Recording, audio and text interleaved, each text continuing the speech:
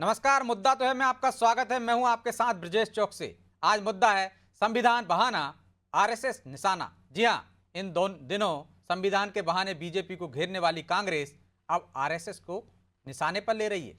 कांग्रेस ने आरएसएस पर बैन लगाने की मांग की है और उसे संविधान विरोधी बताते हुए 7 बड़े आरोप लगाए, जिस पर अब सियासी संग्राम छिड़ गया है।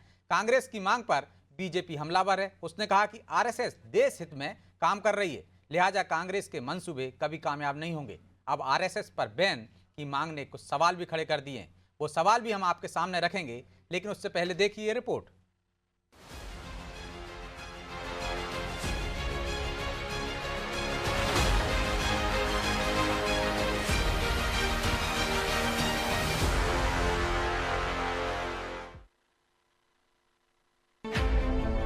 आरएसएस पर बैन की मांग, कांग्रेस की मांग पर संग्राम।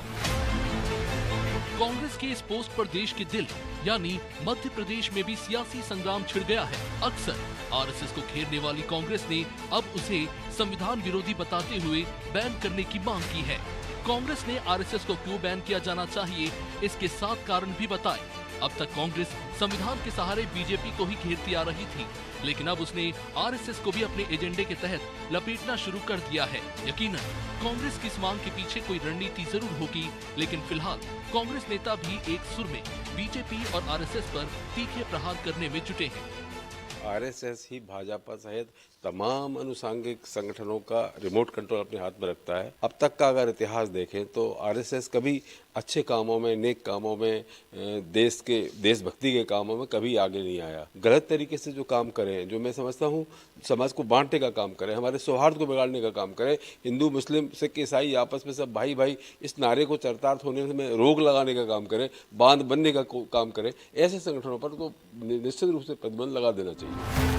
अब कांग्रेस ने आरएसएस को संविधान विरोधी बताते हुए उस पर प्रतिबंध लगाने की मांग की, तो बीजेपी तिलमिला उठी। उसने फिर कांग्रेस को आड़े हाथों लिया और जो 7 वजह कांग्रेस ने बताए, उनके सहारे ही बीजेपी ने उसे घेर लिया और फिर दोहराया कि संविधान का कोई विरोधी है तो वो कांग्रेस है। और क्या कुछ कहा बीजेपी ने, वो सुनिए।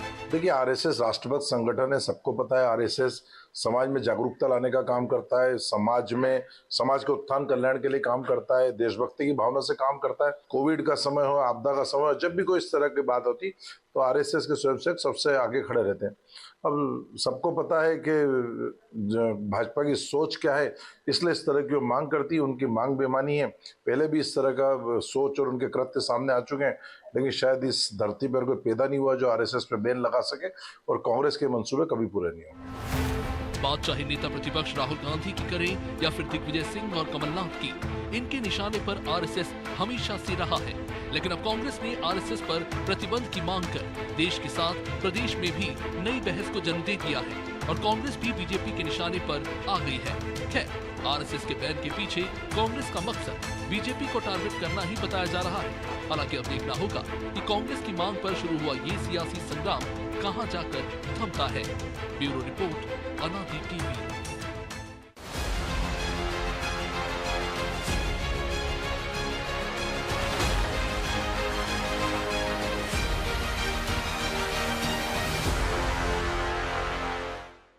इस मुद्दे पर चर्चा शुरू करें उससे पहले वो सवाल जो जरूरी हैं।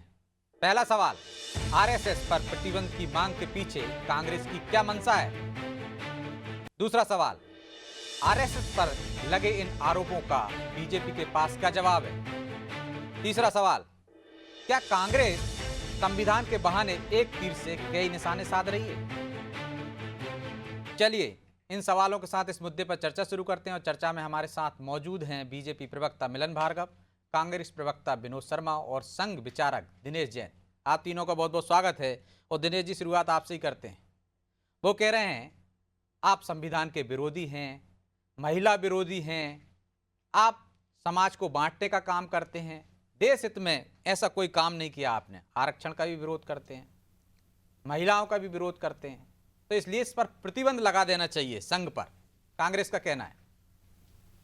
देखिए, राष्ट्रीय स्वयंसेवक संघ एकमात्र ऐसा संगठन है इस देश का जो व्यक्तित्व निर्माण और चरित्र निर्माण के ऊपर फोकस होकर चरित्र निर्माण का और देश निर्माण का, राष्ट्र निर्माण का कार्य कर रहा है। अब कांग्रेस को इससे तकलीफ इसलिए होती है क्योंकि धर्मांतरण और तुष्टीकरण के माध्यम से देश में शरीयत और इस्लामिक राज्य की स्थापना करना चाहती है कांग्रेस। कांग्रेस शताब्दियों से तुष्टीकरण की नीति पे चल रही है।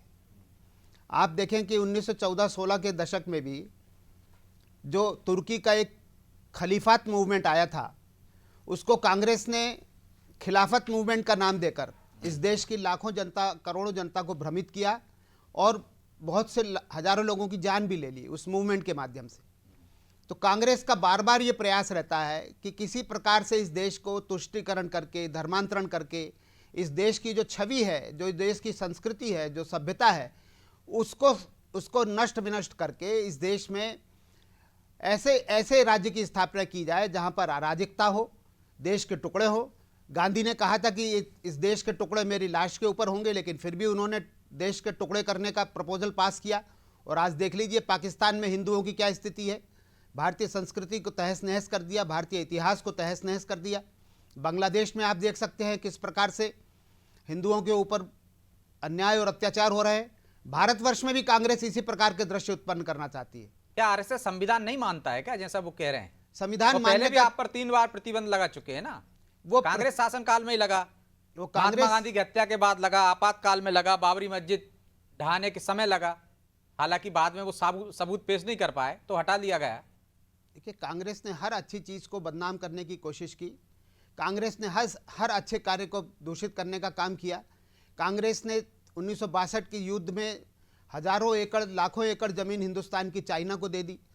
पाकिस्तान में जब 1971 में हजारों भारतीयों नौजवानों का बलिदान हुआ और उसके माध्यम से जो छीनी हुई जमीन थी पाकिस्तान से, वो उन्होंने कांग्रेस के नेतृत्व ने वापस कर दिया। कांग्रेस ने इस देश का बहुत नुकसान किया है। गरीबी मिटाने के नाम पर गरीबों के प्रति अन्याय करती रही कांग्रेस। सेकुलरिज्म के नाम पर बहुसंख्यक करोड़ों हिंदुओं का शोषण करती रही कांग्रेस। हिंदू संस्कृति और हिंदू सभ्यता को नष्ट विनष्ट करके हिंदुओं पर अत्याचार और उनके अधिकारों का हनन करने का काम करती रही कांग्रेस। कांग्रेस का हर प्रकार से प्रयास रहता है कि किसी प्रकार से इस देश को शताब्दियों पीछे ले जाए और शरीयत के माध्यम से इस्लामिक राज्य में परिवर्तित कर दें। ये कांग्रेस का अल्टीमेट एम है। जवाब ले लेता हूं इसका, फिर दूसरे दौर में आता हूं। विनोद जी, वो कह रहे हैं इस्लामिक राष्ट्र बनाना चाहते हैं आप। चाइना को आपने जमीन दे दी तो आप ज्यादा संविधान विरोधी हैं। वो तो राष्ट्र हित में काम कर रहे हैं। बहुसंख्यकों का शोषण करती है आपकी पार्टी, और जो राष्ट्र हित में, देश हित में काम कर रहा है उस पर आप बैन लगाने की बात कर रहे हैं। बिल्कुल सही। ये नमस्कार सबसे पहले आपको बोलूंगा और अपने मित्र के ज्ञान पे सवाल उठाता हूं। ये इन्होंने कहा कि जब ये अच्छे कार्य करते हैं, अच्छा कार्य इनका वही है जब नाथूराम गोडसे ने हमारे राष्ट्रपिता पे गोली मारी थी, यही उनका अच्छा कार्य है। राष्ट्रीय षड्यंत्र संघ, ये स्वयं से राष्ट्रीय षड्यंत्र संघ और उससे निकली भारतीय झूठी पार्टी, ये नाथूराम गोडसे के जो चित्त ब्राह्मण समाज था, उसके 8000 ब्राह्मणों का नरसंहार किया कांग्रेस ने गांधी हत्या के नाम पर। आप एक अकेले गांधी हत्या का जिक्र करते हैं, उन 8000 ब्राह्मणों की हत्या का जिक्र क्यों नहीं करते जो कांग्रेसियों ने किया? आप ये सही मानते हो? 1984 में आपने हजारों सिखों की हत्या की और 1948 में हजारों चित्तपावन ब्राह्मणों का नरसंहार किया कांग्रेस पार्टी ने। स्वयं मध्य प्रदेश के पूर्व मुख्यमंत्री डीपी मिश्रा ने कहा था इस बात को। सही मानते हैं? स्वयं डीपी मिश्रा जी ने इस बात को स्वीकार किया था कि कांग्रेसियों ने ही ब्राह्मण समाज की हत्या की, नरसंहार किया गांधी हत्या के बाद। आप एक गांधी हत्या को बार बार बरसों से रो रहे हैं, उसके नाम पर सत्ता पे पहुंचने का प्रयास करते हैं, लेकिन आपने हजारों ब्राह्मणों की जो हत्या की गांधी हत्या के बदले के रूप में, हजारों सिखों की हत्या की आपने, उसकी बात क्यों नहीं करते आप? हजारों चित्तपावन ब्राह्मणों के नरसंहार का जिक्र क्यों नहीं करते? क्या वो भारतीय नहीं थे? क्या उनके प्राण नहीं थे? ठीक है, अब आप सोचो, ये सरदार पटेल का नाम लेते हैं, सरदार पटेल की बात करते हैं। आपने 8000 चित्तपावन ब्राह्मणों की हत्या की गांधी हत्या के नाम पर। जब इनके ऊपर प्रतिबंध लगाया था, आपने लाखों सिखों की हत्या की। कांग्रेस सबसे बड़ी हत्यारी है इस देश की, सबसे बड़ी आतंकवादी पार्टी है कांग्रेस। कांग्रेस पार्टी आतंकवादी पार्टी है। राहुल गांधी को जेल में बंद कर देना चाहिए। वो फर्जी गांधी है, वो गांधी खानदान से उसका कहीं से कोई तारतम्य नहीं है। एक फर्जी गांधी को देश के ऊपर थोप कर सत्ता पर कब्जा करना चाहते हैं आप लोग। इस देश की संस्कृति और सभ्यता की हत्या करना चाहते हैं। ये अहिंसक पार्टी नहीं है, ये हिंसक पार्टी है, आतंकवादी पार्टी है कांग्रेस। असल में बैन तो कांग्रेस के ऊपर लगना चाहिए। राष्ट्रीय स्वयंसेवक संघ ने किसी लेकिन भी स्वयंसेवक संघ ने ऐसा कौन सा आतंकवाद का काम कर दिया जो आज आप उन पर बैन की बात कर रहे हो? जब महात्मा गांधी की हत्या हुई थी आपने बैन लगा दिया, आप ही ने खोला ना। भागवत जी क्या कहते हैं? इनके मोहन भागवत जी कहते हैं कि हमको आजादी तब मिली जब राम मंदिर बना। तो जब भारत देश 1947 में आजाद हुआ, तब जब लाखों शहीद इस देश में प्राण न्यौछावर किए, तो क्या मोहन राम मंदिर के लिए लाखों हिंदुओं ने प्राण न्यौछावर किए, उसका क्या होगा? इस राम मंदिर की स्थापना के लिए जो लाखों हिंदुओं ने अपने बताए कि जब बलिदान लाखों दिया, शहीद उस बलिदान को भूल गए क्या? आजादी में अपने प्राण न्यौछावर किए, किसी के पति चले गया, किसी का भाई चला गया, किसी का बेटा चला गया, तब ये क्या कहेंगे? इसका मतलब ये हमारे शहीदों पे क्या करना चाहते हैं? सम्मान हमारे भारतीय शहीदों जनता को पार्टी ये ने नहीं किया इनके लिए है। आजादी का मतलब क्या शहीदों का है? सम्मान राष्ट्रीय स्वयंसेवक संघ नहीं किया है और किसी पार्टी कब ने नहीं किया? किया। कांग्रेस ने शहीदों का मजाक उड़ाया है। अपने मुख्यालय में कांग्रेस शहीदों का मजाक उड़ाती है। 52 साल कांग्रेस हत्यारी पार्टी है। नहीं, कांग्रेस को तो लगता है कि शहीद सिर्फ गांधी परिवार के ही लोग हुए हैं। आतंकवादी कह रहे हैं, वो कह रहे हैं आपको कि जब सिख दंगे करवाए आपने, सिख ब्राह्मणों पर आपने किस तरह से हत्याएं की, तो आतंकवादी पार्टी हो नहीं गया। मानेंगे। 8,000 चित्तपावन ब्राह्मणों की हत्या की आपने, उसका दोष कांग्रेस के ऊपर है। हजारों सिखों की हत्याएं की आपने, उसका दोष कांग्रेस के ऊपर है। कांग्रेस हिंसक पार्टी है, आतंकवादी पार्टी है और मैं मांग करता हूं कांग्रेस के ऊपर बैन लगना चाहिए। राहुल गांधी को जेल होना चाहिए। जेल तो तड़ी, आप ये भारत देश में पहली बार तड़ी पार गृह मंत्री जो बैठा है, जेल तो उस पे होगी, जेल तो उस पे होगी जो भारत देश में गुमराह करके नरेंद्र मोदी। वो तो संविधान ने अधिकार दिया है ना भाई, तो उन पे होगी भाई साहब। संविधान ने अधिकार दिया है ना। ऐसे तो जमानत पर राहुल गांधी भी हैं। चलिए मिलन जी, जमानत पे होना और जेल पे होना बड़ी बात है। वो तड़ी पार थे, उनको गुजरात से तड़ी पार किया गया था, आप ये मानिए। तड़ी पार किया गया था तो उसका जवाब भी ले लेते हैं मिलन जी, क्योंकि आप पर ये आरोप लगते रहे हैं कि तड़ी पार किसने कराया, पूरी केंद्रीय एजेंसियों ने किस तरह से दुरुपयोग किया था। मिलन जी, वो कह रहे हैं तड़ी पार बैठे हुए हैं आतंकवादी पार्टी और आरएसएस का, आप लोग बैन लगा दीजिए। और 52 साल, ठीक है, जवाब ले लीजिए। भाई साहब 52 साल इन लोगों ने अपने राष्ट्रीय मुख्यालय में तिरंगा नहीं फहराया। इनके गोलवलकर कहते थे कि तीन रंगों से बना है, 3 रंग हिंदुओं के लिए अशुभ होता है। और त्रिदेव हमारे तो जब बना था त्रिदेव तब रहे, कई तरह के विचार आए थे ना, उसमें चर्चा हुई थी, तो वो एक विचार था। लेकिन अब तो लहरा रहे हैं ना तिरंगा वहां पे, अब तो सब सम्मान कर रहे हैं ना तिरंगे का। तो 52 साल क्यों नहीं फहराए? अराजकता का ये जो प्रतीक, इसका जवाब कौन देगा? ठीक है, अभी ले लेंगे विनोद जी से जवाब, बता देंगे वो। मिलन जी की बारी है। देखिए, जिस गंभीरता के साथ डिबेट्स में चर्चा होनी चाहिए, क्योंकि दर्शक भी समझ पाए कि आखिर विषय क्या है, लेकिन आप समझ गए होंगे इस डिबेट की सार्थक चर्चा में किस प्रकार के ओछेपन का जो शिकार कांग्रेस पार्टी हो गई है, और जो सत्ता को सिर्फ अपनी बपौती समझती थी दादा परदादा के तौर पर, क्योंकि ये डिलीवर हो रहा था। दादा के बाद बेटी बनेगी, बेटी के बाद पुत्र बनेगा, पुत्र के बाद पुत्र नहीं बन पाया, ना पत्नी इस देश का प्रधानमंत्री बन पाई, तभी इस प्रकार की खिसियानी हालत हो गई है। उन्होंने तो त्याग किया भाई साहब, जो इस देश में सांसद बन सकता है, प्रधानमंत्री बन सकता है, उनके पास बहुमत था। की चर्चा में शामिल नहीं होता, चीखना चिल्लाना मत करिए, ना ही मेरा स्तर है। सुनिए मेरी अरे बात। आपका स्तर तो मैं समझ गया, झूठ बोलने का स्तर है आपका। झूठ बोलने का स्तर है। उनकी बात फिर मैं आपके पास आऊंगा ना जवाब के लिए। अराजक कांग्रेस है जिनका स्तर कुछ नहीं है, गुंडे मवालियों की पार्टी है, उसी का ये प्रदर्शन यहाँ कर रहे हैं, ये प्रतिबिंब दिखा रहे हैं। ये गुंडे मवालियों की पार्टी इस देश के मोहन यादव तलवारबाजी करते हो, गुंडा नहीं है। राष्ट्रीय स्वयंसेवक संघ, कौन सी बात हो गई कि तलवारबाजी करने वाला हर आदमी गुंडा हो गया? विनोद जी, वो एक कला है, तलवारबाजी करते रहे हैं लोग, सीखते रहे हैं। नहीं, कैसे हमारे जीतू पटवारी गुंडे तो तलवारबाजी करने वाला कहाँ से गुंडा हो जाएगा? अच्छा, आप लठ चला लोगे, कला है तो गुंडे हो जाओगे। गुंडे की परिभाषा तो समझ में आती है, आपको नहीं आती? मध्य प्रदेश की दलित महिलाओं में चाशनी खोजता हो, जो व्यक्ति अपने कार्यकर्ताओं को जूते मारता हो, और जिसके नेतृत्व में लाखों लाख कांग्रेस के कार्यकर्ता छोड़, आप गलत ट्रैक पे चले गए मिलन जी, मुद्दे पे आ जाइए। ट्रैक पे नहीं आ रहा हूँ, ये डिबेट को आप थोड़ा मेंटेन करिए, इनकी वॉइस आउट करिए। देखिए, ये ऐसी अराजकता फैलाएंगे, ना चर्चा होगी ना कुछ। वो तो जनता देख रही ना। और ये डिबेट बहुत अच्छी है आपकी, और विषय आपने बहुत अच्छा लिया।